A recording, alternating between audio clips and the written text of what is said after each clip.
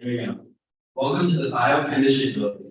Hope you've enjoyed the past 2 days looking around and exploring your campus. It looks like you guys have had some really exciting activities participated.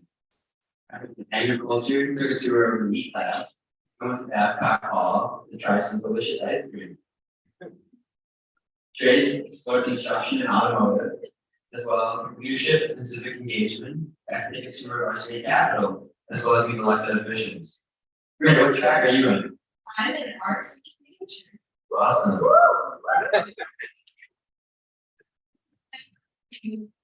I'm in welcome to stand track.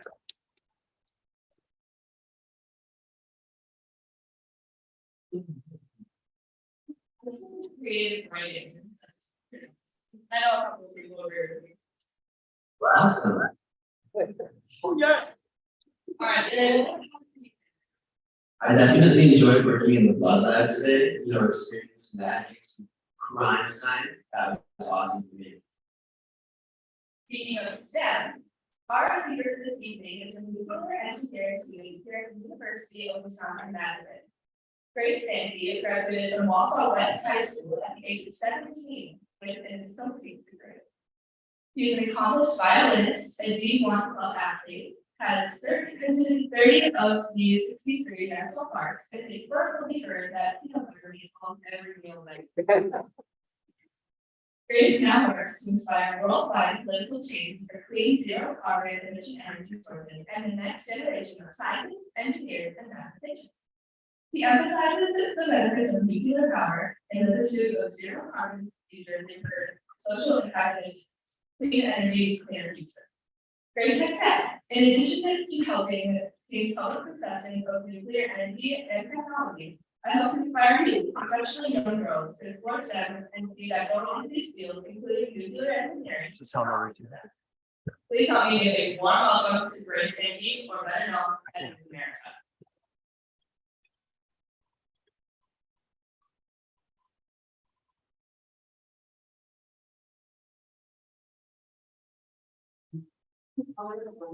See how well it works. Clip down here. Is everybody up there can hear me?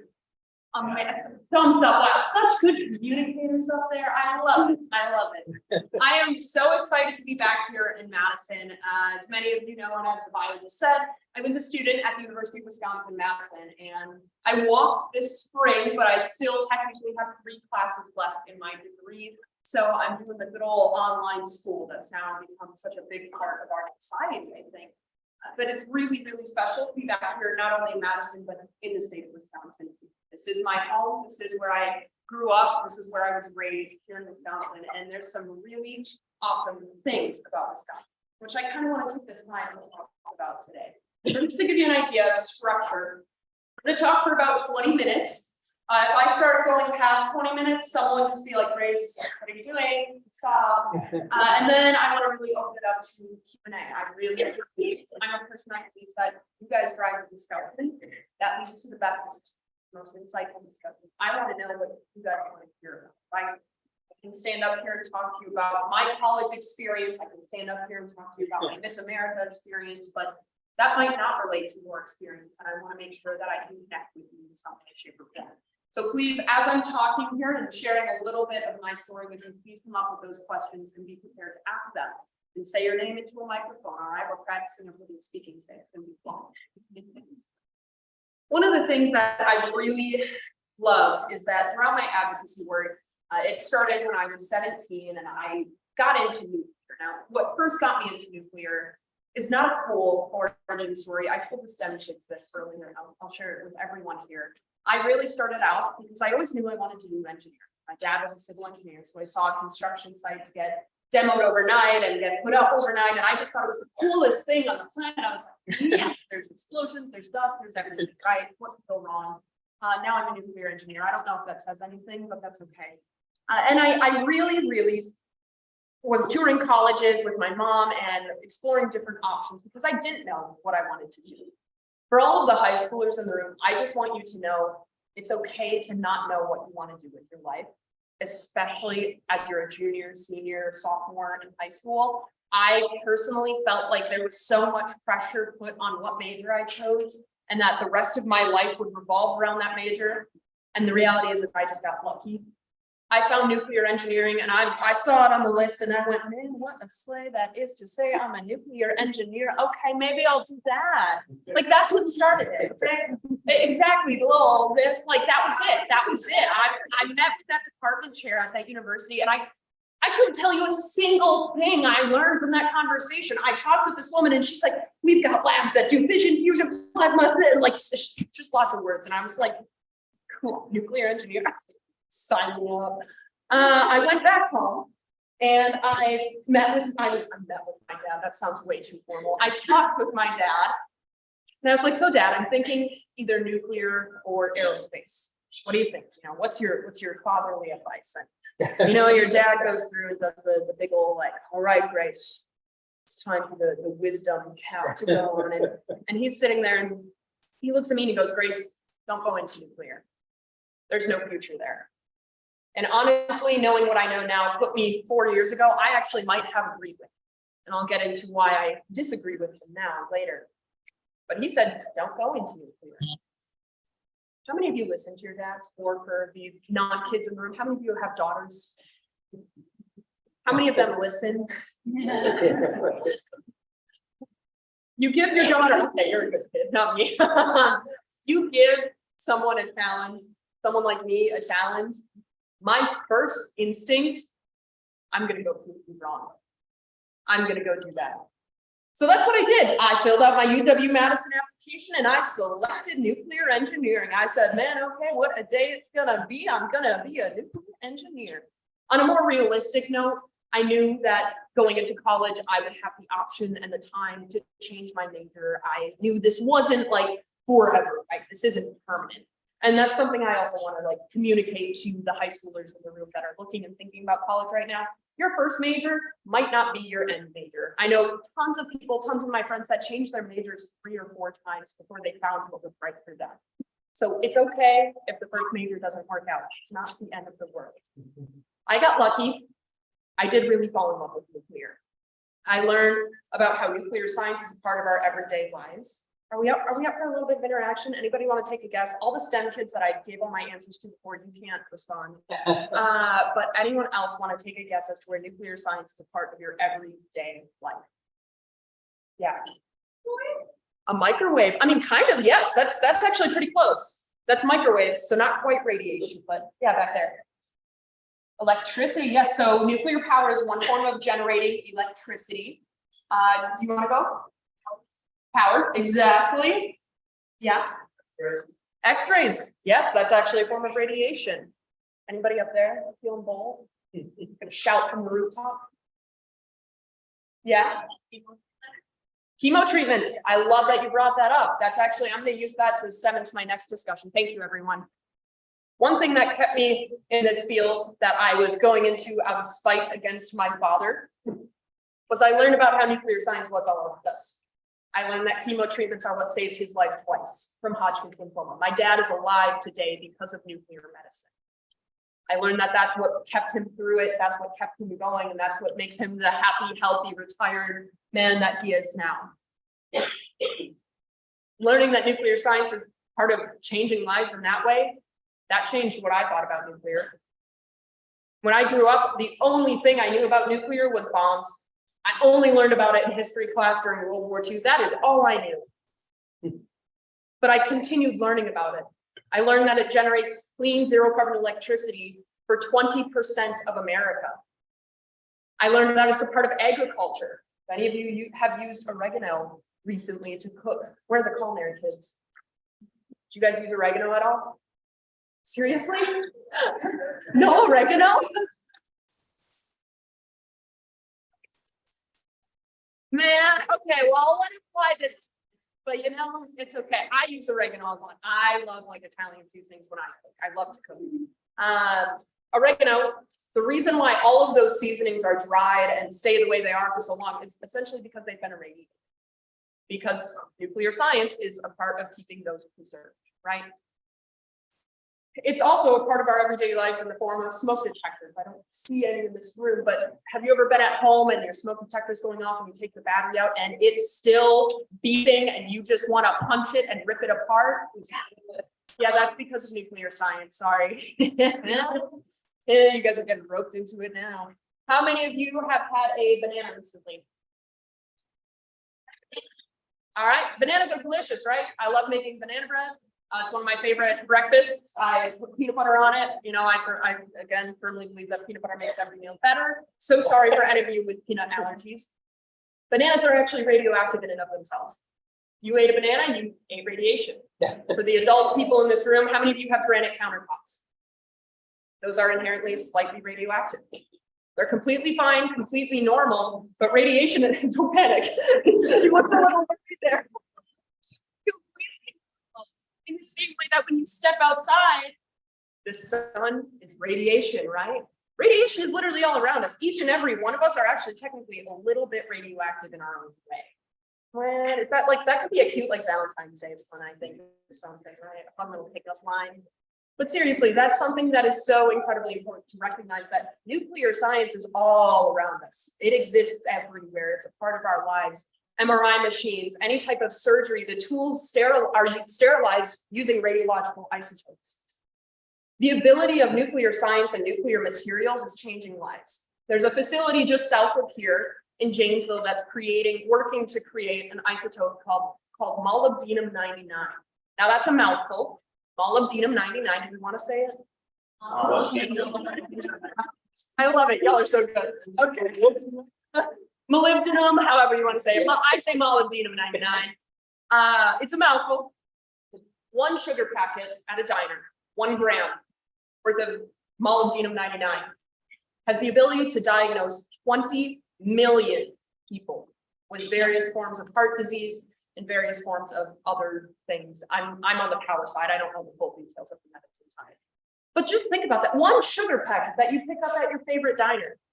20 million people. That's the ability of nuclear science and the effectiveness of nuclear science. A little bit goes a really long ways. Now I learned all this and I sat there and I thought, why isn't everyone on board with this? And why aren't we as nuclear engineers shouting this from the rooftop saying, how cool is this really weird form of science that everyone is scared of for some odd reason? I just was so confused by that. So I started doing it, you know, that was my solution. You give me a challenge, I go do it, right? I think we're starting to see a pattern here. Sorry. When I was 17 years old, that's when I started talking about it on a public facing front. I wasn't working with just engineers or just people that were interested in nuclear science. I was working with people just like you that are like, what did I sign up for here? Who is this chick? Who invited her? What happened? But that's the most impactful conversations. And there's a lot to do with how I was brought up in Wisconsin that has led me to be where I am today. And I really want to take time to talk about that. So I Googled, what are the top 3 personality traits from the Midwest, from Wisconsin? Does anyone want to take a guess as to what number 1 was? What? Stubborn like a donkey? Okay, that's close to 3. I'll take that as 3. What about alcohol? I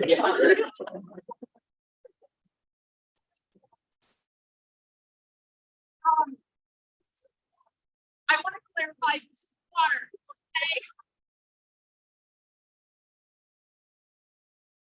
Okay, that is not even on the list. So sorry. Anybody up there? Yeah, you're in the blue.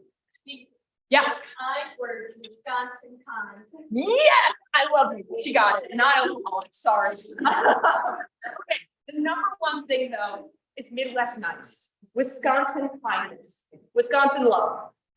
That is seriously the number 1 thing about our state that brings our people up to the top. And I really thought, I was like, okay, is it really that hard to be kind? And then I started traveling as Miss America and I'm like, oh my God, New Yorkers are mean. Yeah. I was like, I just liked her dress and she just, she didn't turn it up. That's all I wanted to say. People are scary sometimes. It's okay. It's okay. Sometimes. It happens every once in a while. But one of the things that I really learned is that when I'm talking with people about nuclear science and nuclear energy, is that sometimes they're not always open-minded. Sometimes they're not even curious. They're not wanting to learn more about this subject. Starting with kindness goes a long ways. It goes such a long ways. And I really want to emphasize that over and over and over again. I think a lot of us young people and maybe old people, adults in the room, taxpayers, I don't know, what do you want to call yourselves? Maybe you'll agree, but I grew up in a world where politics feels so polarized that there's no common ground anymore. There's nothing that people agree upon. If we just were a little bit more kind, maybe we'd be open to having discussions to compromise, to have this curious learning mindset. And that's what we need. When I start discussions with kindness, I ask them, hey, what's your name? You'd be shocked at how many advocates and how many people who have a mission forget to just ask your name. It's a lot harder for you to hate someone when you know their name. It really is. It's a lot harder for you to get mad or frustrated or angry at someone trying to convince you of something when it's like, hey, I've got 2 black labs at home. Their names are Tank and Dozer, and they're the cutest thinking things on this planet. You know? Okay, not dog people in this room. Got it. That was so quiet. But seriously, getting to know a person, spending time with them, getting to know them, to love them, to be kind to them, leaves the door open. It creates that relationship of kindness and of the ability to listen to each other. And that's one thing that I have so valued. Throughout my life, I didn't realize it at the time. I mentioned my dad went through cancer twice. I did know he was going through cancer, but my family struggled a lot. The first time he went through cancer, I was in elementary school, later elementary school, 4th or 5th grade. I didn't really understand what was going on. I was scared. I knew my dad was really, really sick, but I'm like, oh, he'll be fine. He's 6'6". He's a giant teddy bear. It's fine. He's okay. He's okay. I didn't comprehend what was going on. All I knew is people were dropping off casseroles with mushrooms, and I hated mushrooms. That was the last thing I wanted that day. But those casseroles mean a lot more to me now, looking back on it. People from our church, our neighbors, our community of Wausau, Marathon County, they really looked out for us. They gave back. And one of my favorite things to do is to go back to Wausau and give back. Because doing that little bit for a person goes a long ways, just like nuclear science. The second time my dad went through cancer, I had a little bit more knowledge as to what was going on. I had just learned what cancer was in my freshman biology class, and it scared the living daylights out of me when I found out my dad's spleen had grown to the size of a basketball. He had to get it removed, and I was scared. One of my spring breaks, my freshman year, it was spent down here in Madison at the hospital. He was going through 2 chemo treatments a day for 7 days. Their goal was to bring him as close to the brink of death as possible, remove all his bone marrow, and inject his own bone marrow back into him. An analogous bone marrow transplant for you medicine nerds out there. That's scary. My dad is 6'6". He was always a teddy bear, you know, healthy, a little extra meat, you know, it's okay. I watched him go from that teddy bear to a bag of bones in the matter of a week. Watching him go through that was a very hard thing as a family member, and I'm sure all of you have similar shared experiences. You probably know someone who has either made it through cancer or didn't make it through cancer. The people who helped me out the most that year was my biology teacher that prayed for me in class. I went to a Catholic school at the time. I didn't graduate from there, but that meant a lot. It was the family friends that took me in for Easter because my dad was in the hospital after he had a seizure, and they went the extra mile to find the exact same basket that I always used growing up for Easter. And they put all the little eggs and the candy and everything in there, and they still hid it. They went the extra mile to carry those traditions into their own family. I didn't ask for that, but they did it. They went above and beyond, and that kindness is still with me today. And I really, really try to keep that in my life and to keep that as my year as Miss America, to say, hey, you know what? What can I do to help you? I don't know your story. I don't know what's going on with you, but I want to help. And that's one of the best ways to start a conversation. Genuine care, genuine kindness, genuine love for each other. We're all here. We might as well make it work, right? Now, the second thing that shows up on that list when you Google Wisconsin personality traits, I'm willing to bet not a single one of you will guess this one. Does anyone else want to take a stab? It was not said earlier. Yeah. Loving cheese. Loving cheese, that's a good one. That's a really, really good one. It is true, our cheese is the best. Vermont likes to try and think they have better cheddar, but they don't. Yeah, up there. Sarcasm, I like it. I'm a very sarcastic person, but that's not it. What about you? Oh. Okay, side story off of this, because that might be true, but after becoming Miss America, the only thing people in Wisconsin were asking me, this was in December, they're like, should Aaron Rodgers stay or should he go? And I'm like, about like, really, is this our focus? But it was, and by the way, I want him to go. I was like, if I grew up with the dude, that says something, okay? All right. But that's not it. I'll take one more guess. Scott Bill. No, that's unfortunately. What about you? Okay, I'm living in a lot of places. We have actually some really great drivers. They are great. They're great in a good way. I think they're so good it becomes bad, but like, man, Miami traffic, terrifying. Absolutely terrifying. I'll tell you that much. The second thing on the list, Wisconsin weather is unpredictable. How is that a personality trait?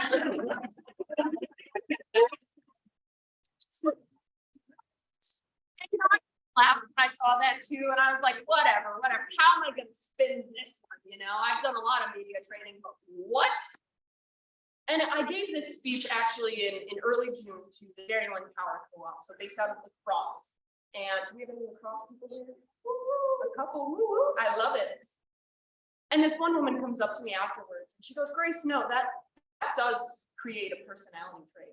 Because we're used to having 70 and sunshine and our boats on the water one day and then plowing 30 inches of snow the next. All right. That means we're flexible, we're adaptable, and we're ready for anything. And I want to take this time to talk about how that has created a better engineer in me. One thing about the nuclear industry is our high expectation for safety and our standard of excellency, not just perfection, not just good, not just great, excellency. I was 17 years old when I started working at the nation's largest nuclear fleet in the country. 12 different nuclear power plants that were operated under this one company. I'm just going to come back to the fact that I was 17 and 12 nuclear power plants. I was scared too, okay? I was like, are we sure? Are we sure about this? I finished a coding project that fall. I went through and reviewed it. My mentor went through and reviewed it. My boss went through and reviewed it. And then we sent it to somebody completely outside of the organization and they reviewed it too. Oh, outside of our team. And they reviewed it too. And only when we said, okay, this looks good, we all got together then and asked, what is worst case scenario? And are we ready? Unless the answer to that question was yes, that was not getting implemented in 12 different nuclear power plants across the country because they're like, yeah, we don't trust that 17-year-old either. But at the end of the day, when they said, yeah, we're ready for worst case scenario in this situation, it went off to 12 different nuclear power plants. It's used. So me, a 17-year-old girl, when I don't know if I can prove this right now, but having that confidence in myself and being ready to have that flexibility, that adaptability to work with each other for that high standard of safetiness and being ready for anything to happen at that power plant. Being ready to create this standard of excellency and continue the standard of excellency meant so much to me at the time. So that's my spiel on how Wisconsin weather is unpredictable. It makes me a better engineer and better advocate, right? Also, adaptability, flexibility. There's a lot of times when I'm giving speeches like this that it's a completely different scenario than I've expected. As Miss America, I've walked into events and I'm like, oh, this is gonna be fun, casual, I'm just hanging out. You know, sometimes my job is just to bring vibes to an event. That sometimes is it. Well, sometimes it's a keynote speech and it's really fun when you walk in and you're like, oh, I'm just bringing vibes. And they go, oh, no, you're the keynote speaker. And I'm like, nice, cool. I got 20 minutes to prepare a keynote speech then. That's terrifying. but got to be ready to be flexible and adaptable and ready for anything. So thank you, Wisconsin weather and bipolar weather for that, because it truly, truly is. I went to school at Madison here, and man, when Madison cancels 2.5 days of college because of cold, you know it's bad. Yeah. Mm-hmm. Man, we were trying to figure out like, okay, how do we find a fireplace somewhere nearby that we can like huddle around or something? I lived in Smith, by the way. It was super fun. There are no fireplaces in Smith. Now, the third thing on the list, someone said it before. Does anybody remember? Not got milk. Stubborn. Stubborn. Okay, stubborn, hard work, determination. That's number 3 on the list. Part of the reason why people from all over the country, from California, from New York, from Miami, from all over the place hire Midwesterners is because we are known to be hard workers. You give us a challenge, we go do it, right? Now, I mentioned I started talking about nuclear on a public-facing front when I was about 17 years old. And then one of the first times I did it, I was Miss Madison at the time, and I was like, okay, I'm ready, let's do it. Go up on stage, and I go, my name is Grace Stanke. I'm a nuclear engineering student at the University of Wisconsin-Madison, and my social impact is powering our future with nuclear energy. And then I head off the mic, right? Starting the conversation, getting that out there a little bit. This one gentleman comes up to me afterwards, and I'm standing there talking with whoever, and he taps me on the shoulder and he goes, are you really a nuclear engineer? Now, if you know anything about the nuclear industry and the type of people we are, if you ask us about our research, our science, about what we do, you will not get us to stop talking. Just to forward, how many nuclear people do we have? Do we have any? Is there, you got one? You're like me? I love it. Okay, not a ton. Well, you ask me about what I've done with nuclear, I will talk to you for 2 hours minimum, okay? So I'm ready for this gentleman, and I go, my name is Grace, and yes, I am a nuclear engineer. Nuclear is safe, it's effective, it's reliable, it's always on, it doesn't depend on the outside environment. It is there with small land usage, so we can use that land for agriculture and farming, things that are important to the state of Wisconsin. I didn't even make it 2 words into that before he was walking away, making obscene gestures, it's the polite way of saying it, and muttering some very impolite words at me. I was scared at that moment. And I'm going to be very blunt here in this room with who this person was. This person was someone from the older generation. And in my mind, I completely blocked that entire generation of people off then. Because I knew that they grew up in a different time than I did. And I knew that they had a more vehemently fear of the word nuclear and what nuclear is. And justifiably so. So I just said, not my problem, I'm not worried. I went through, and anytime I had to interact with people of that generation, that I talked mostly about solar or wind. I talked about things that were generally more agreeable. I didn't take the challenge of talking about nuclear. Well, then I became Miss Wisconsin. And they booked me for a nursing home. Yeah, super fun. And they sent my paperwork too. So there was fighting I was a nuclear engineer. These people knew everything about me. I was like, seriously? Okay. So I put together a presentation. Now, I don't know what type of YouTube y'all end up on at like 3 a.m., but I end up on this weird, we're testing dry casks, which dry casks are what nuclear waste is sorted. They literally hit those things with trains at full speed, and the casks are fine. Waste is not a problem. Storing the waste is not a problem. I just want to reiterate that because that's typically a concern.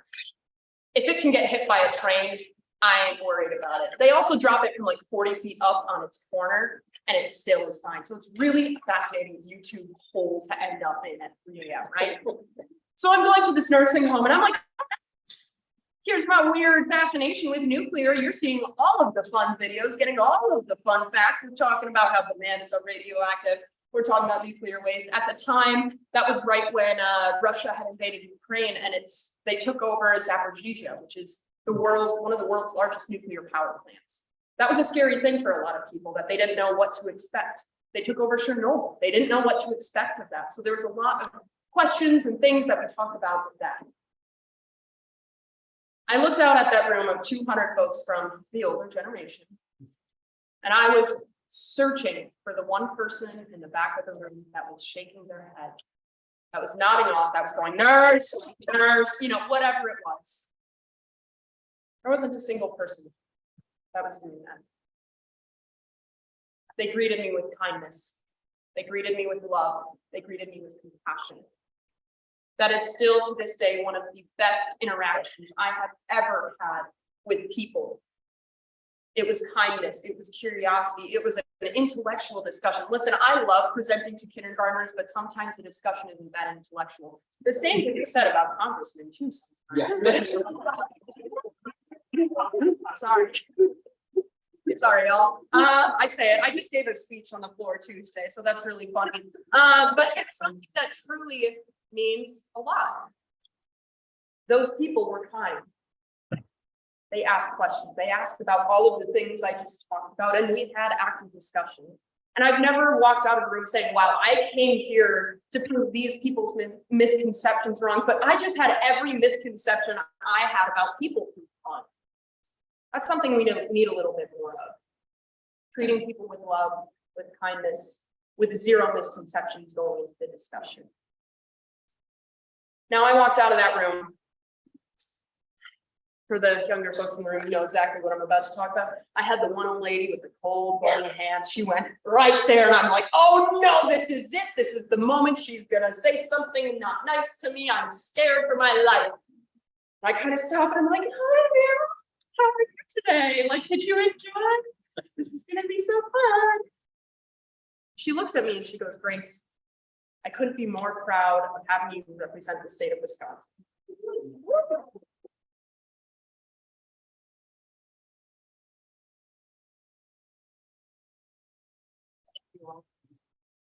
She goes, I can't wait to watch you compete at Miss America and become Miss America.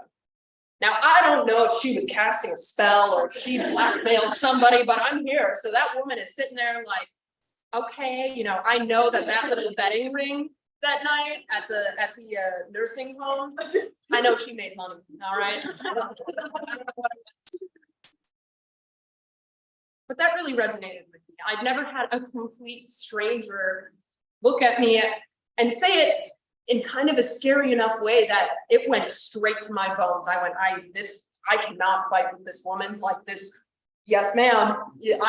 I better become Miss America now because I don't know what I'm going to do if I don't. You're going to find me. But she said it with confidence and with love and with that kindness, full sincerity. And that meant so much to me. And I think about that woman every single day now. That kindness went a long ways in changing my life. And I hope that she learned a thing or two about nuclear, which I'm pretty sure she did. We had some great conversation about energy portfolio after that. And I'm forever thankful for that. Now here in Wisconsin, and as Miss America, I travel the country. This is what I do. I work with people. I answer questions. I work with nuclear companies too about developing the workforce. And one of the biggest things, and I'm addressing everyone in this room, is yes, I advocate for STEM, but what I advocate for first is finding your passion. Find your joy. Find what makes you happy. We'll figure out the rest later. There is a place for everyone in the STEM world. I'm a violinist. I loved my violin. I love to play. That's what my talent was and everything like that for Miss America. One of my favorite things is I got an electric violin. I got a looping station for using my feet. One year for Miss Wisconsin, I played Thunderstruck by AC/DC. That's not what you think of when you hear coming up, Grace Stanky with her violin performance, right? That's not what you're expecting. Had a foot pedal. Played a section, it recorded it live, and it repeated it behind me. I built my accompaniment and essentially DJ'd for myself live on stage. That's an example of arts and STEM colliding. What I do as Miss America, I'm not up here doing math and science and lecturing you on how a nuclear power plant works. I can, but I think that'd be a boring presentation for some of you. I'm communicating with you. I'm speaking. I'm connecting. It's where communications and STEM collides. I also love to cook, and STEM people love to eat. So culinary and STEM, I guess that collides too. But in all seriousness, though, I mean, I know a lot about, one of my friends went to culinary school, the acidity, the basic level. There's a lot of chemistry and cooking, and I didn't know that. One of my first appearances, this is a total tangent. Sorry, we're going off script, but that's okay. One of my first appearances was at a Vegan Sun in Connecticut, and they had like world-class chefs there doing cooking demonstrations. And this one person is like, "Oh, you warmed the pan up before you put the olive oil in it." And I'm like, "I've never done that." Like, if I see an empty pan just warming up on a stove, I'm like, "Nope, turn the stove off. It's gonna melt. It's gonna burn." I've learned I cooked completely wrong, but it still tastes okay, so it's fine. You know, I'm still doing it. But that's something that really is incredible, that there's people out there that know that. So props. There is a science, there is a thought process, there is a plan that goes into every single thing. So when I ask you all, when you're pursuing your futures, whether it's out of spite, whether it's out of love, whether it's out of unpredictable weather, I don't know. Find your joy. There's always a place for you in STEM. There's always a place for everyone in this world. All you have to do is find it. So thank you. With that, I'm going to open it up to Q&A. And I think we have a microphone as well.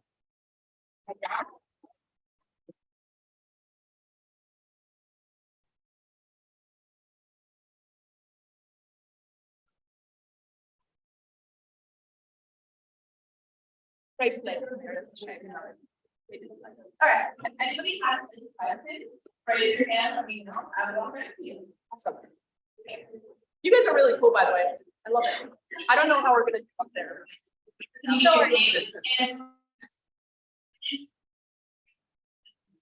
Hi, Brooklyn. I do. I have two siblings, one older brother, one older sister. My sister is an English teacher. She's actually moving to South Korea this fall, in English. And my brother is an engineer at Milwaukee Tool. Yeah. I'll do better.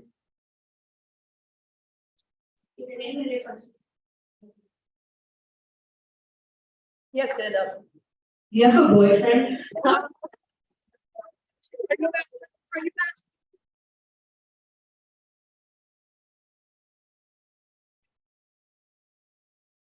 Thank you.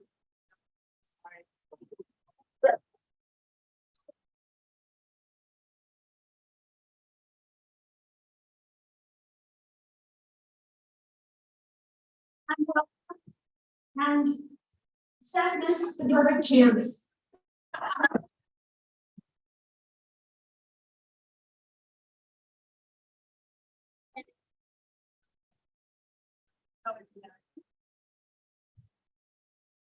Is this a serious question? It's not about my dating life? I mean, you sure. Okay, all right, go ahead. First thing is, you have to work with radioactivity and all that stuff.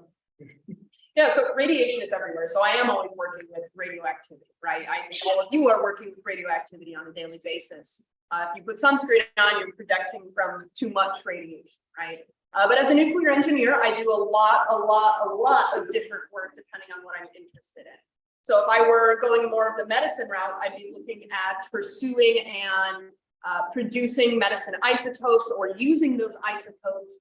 On the power track, there's a lot of different things like core design where I'm planning out the reactor core, right? So within a nuclear power plant, there's what's called the nuclear reactor. That's what's creating the heat. And we've got to figure out the best way to make that heat as core designers, right? So that's one of the things that you can do, but there is seriously limitless options that you can work on in the nuclear industry. So going back to your little banana radiation, I remember hearing somewhere that if you eat 40,000 bananas, you die of radiation. Is that true? I think you might die of overdose.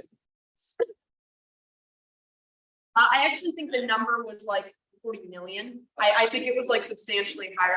I've seen that a time or two as well. You have to eat a lot of bananas before you die of radiation poisoning. I think like I said, I'd be more worried about first. Yeah. Hi, I'm Mary. What's your favorite brand of peanut butter? This is such a loaded question, I feel like. Yeah. Like, whatever's going on there, because I do love it. I'm a creamy peanut butter person. I don't like the chunky peanut butter. So any sort of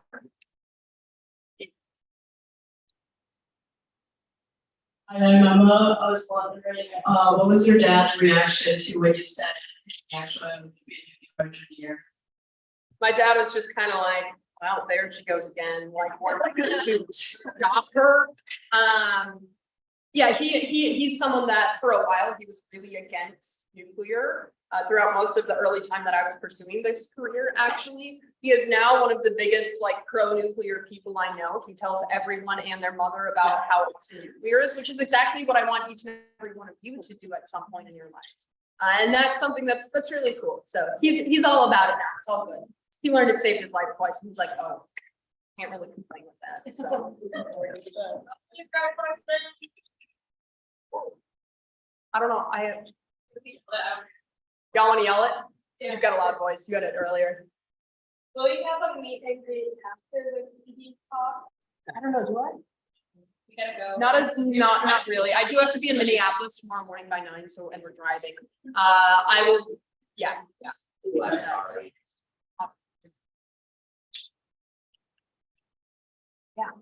I'm on it. Do you think you'd be anywhere close to where you are today if you had gone to the field of nuclear?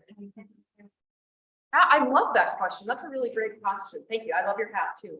I think honestly, no. I honestly don't think I would. I think about this a lot. Also, a fun story too. Madison was not my first choice. It was close to the bottom of the list for me, which I hate to say it. For those of you that are applying to schools and everything, you might be in a similar scenario. You don't get into your dream school all the time. As wonderful and as a fairy tale of an ending as that is, sometimes that doesn't work out. And part of going to Madison was nuclear engineering, and I wasn't really sure about it. And I think if I hadn't gotten denied from all those schools and everything else that happened, I wouldn't have ended up in nuclear. I probably would have gone somewhere else and maybe done aerospace. You know, you never know. Because nuclear is not offered at a lot of schools as it is. We need more nuclear programs across the country. We need more young people just like you guys to get involved in it.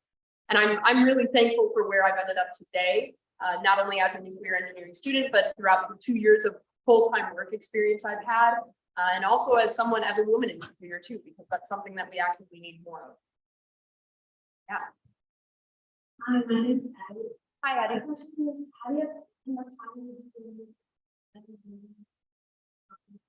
I don't. That's how. I am doing school part-time online right now. So I am not doing, 17 credits. I'm only doing 6 right now. And I spend a lot of time on a plane as Miss America. I'm in a new city or a new state pretty much every 48 hours. So anytime I'm traveling, that's great time for me to work on school.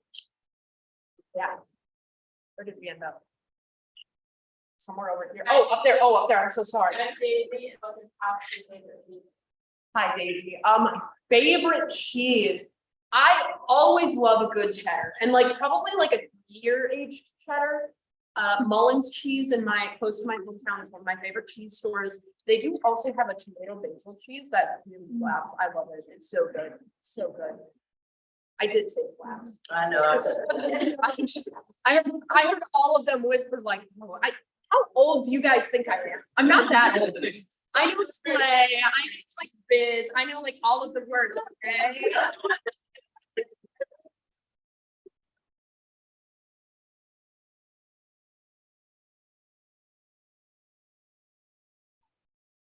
All right, where's my get from? Hi. Hi. Hi, my name is Annabelle. Does being a woman in the STEM field impact your work at all? Have you had any negative experiences? Yeah, so I'm gonna be completely straight up with you guys. Being a woman in STEM is never going to be right now. I am a person that firmly believes that sort of change doesn't happen overnight. That's something that is going to take generations upon generations to finally reach a level of equality. And I think that's just a realist in me. I've had professors tell me I shouldn't have gone into engineering. I've had colleagues treat me in completely inappropriate ways simply because I am a woman. I've had my fellow classmates do the same exact thing. It's not easy. I'm not gonna sugarcoat it. I'm not gonna tell you, oh my God, well, it's so nice. But the thing is a lot of the women that came before me that have been in this field, that have worked in the STEM industry and the nuclear industry, I like to say they remove boulders. Right now I'm removing rocks. Hopefully my daughters will only have to remove pebbles when they pursue their career. And I seriously am excited to continue to see that change. I think it does get better and better and better every single day, but we need confident, strong, capable women. And I know each and every one of you in this room are capable of that. If you're a woman, sorry. Hi, McKenna, and how do you live like in this Wisconsin experience? Yeah, hi McKenna. I got into it initially because I really sucked at performing my violin. I was playing and I forgot my music. I was standing up on stage. I was shaking, like everything that could have gone wrong went wrong. So to me as a 13-year-old, I was like, what can solve this? Do it more, right? That's the only obvious solution. So I found the Miss America's teen program and entered into it. I competed for 2 years in the teen program. I started because of my violin, but I fell in love because of the scholarship organization. I realized the professional development skills I'm learning, the networking, the incredible communication skills that I will never learn in a classroom, that kept me in. And I competed for 2 years, took some time off to grow up, get into college. I got into college. College is expensive. So I came back to Miss America. And at this point now, after 2 years of competing in the Miss level, I have earned almost $70,000 in scholarships, which you guys aren't in college yet, but that's life-changing, literally life-changing. Did you ever go back to grandma? Do I ever go back to my grandma? Oh, to grandma who talked to you? No, I didn't, unfortunately. She's in Waukesha. I should go back. I love that we just assume she's a grandma. That's okay. That's okay. But I never did make it back there, unfortunately. And maybe I'm hoping I will as Miss America. That'd be really cool. I think that would be really, really awesome to make it back there and say, hey, if you give me my share of your winning bet, you know, whatever.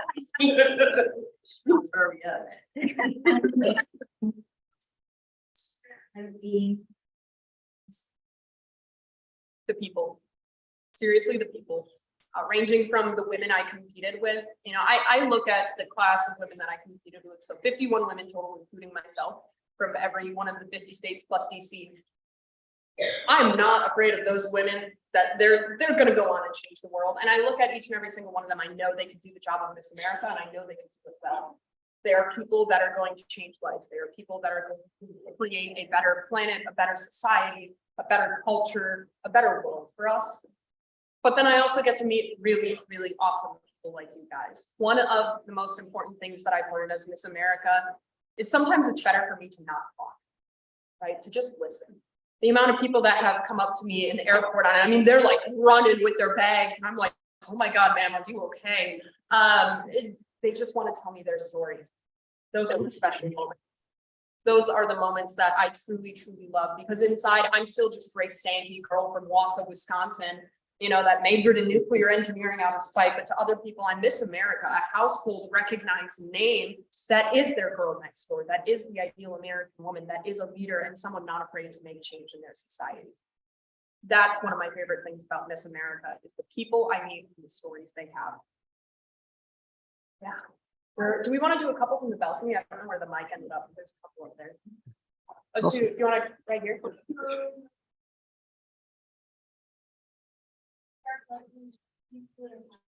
Hi, Tanner. I didn't really know about nuclear power until pretty much I got into college.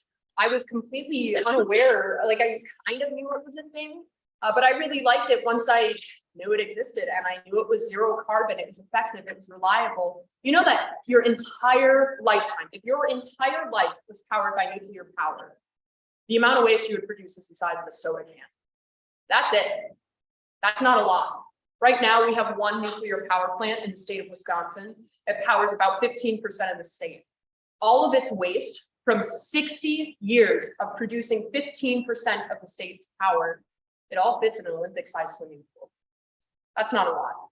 To me, that's an obvious answer of what we do moving forward as we continue to build a reliable energy grid in America. Yeah. Okay, I'm gonna go back to the microphone. Okay, one more in the balcony and then we'll be done with questions. Go one Okay. on one. All right, you and the pie guy, is that flowers? Those are flowers. Those are really pretty. I need my eyes checked. I'm so sorry.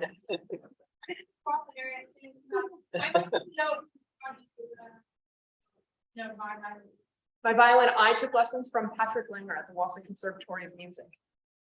Yeah, also for all of my WAPA people, there is gonna be a Miss Wausau area and Miss Wausau area's team, so you could be Miss America or Miss America's team someday, just saying, it all starts on a local stage, and that goes for most of the area of Wisconsin too, there's a local competition near you, so highly recommend getting involved. Let's Grace, do we have one more. question online. We'll do one more, we'll do this online one, because and then we'll call it good Great. there. What are your plans for next year? What are my plans for next year? You know, I finished up Miss America in January, and that's always one of the most asked questions I have.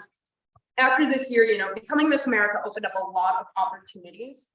And a lot of you will have something happen to you like this that will open up a lot of doors for you and make it so that you can work in a lot of different places, doing whatever you want. So at this point, I've been working with a couple of different companies to figure out, okay, can we make what I want happen? And that is, I want a hybrid engineering and advocacy role. I love what I do in scenarios like this, talking with people just like you, working with people, working with even kindergartners or congressmen and giving them a little teapot and a little shiny windmill to describe their works, right? I'm not kidding, that's what I use. It's super entertaining, but I want to keep that a part of my job. I want to keep that as part of the momentum I've got going as a young person in this industry and also as a woman in this industry, because we don't have a lot of those two things in the nuclear world.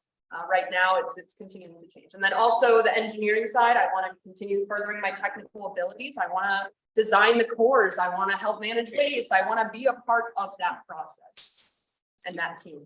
And could you take the question from the last person? Oh, okay. Oh, we're doing one more. Yes, please. All right, sorry, this is seriously the last one. Okay. Do I choose? Am I choosing? Oh, this is terrifying. Okay, you didn't ask the question up there, and I feel like we haven't been given the balcony of love.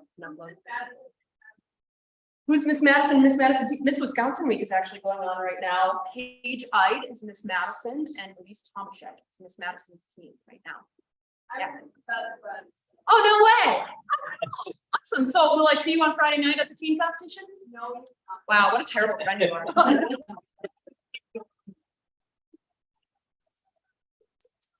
Sorry.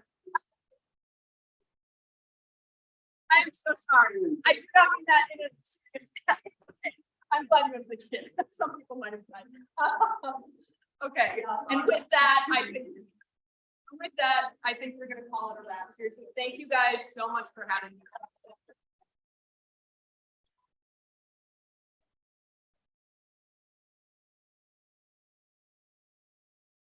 Thank you for the inspiring work, and we would like to give you. Love you.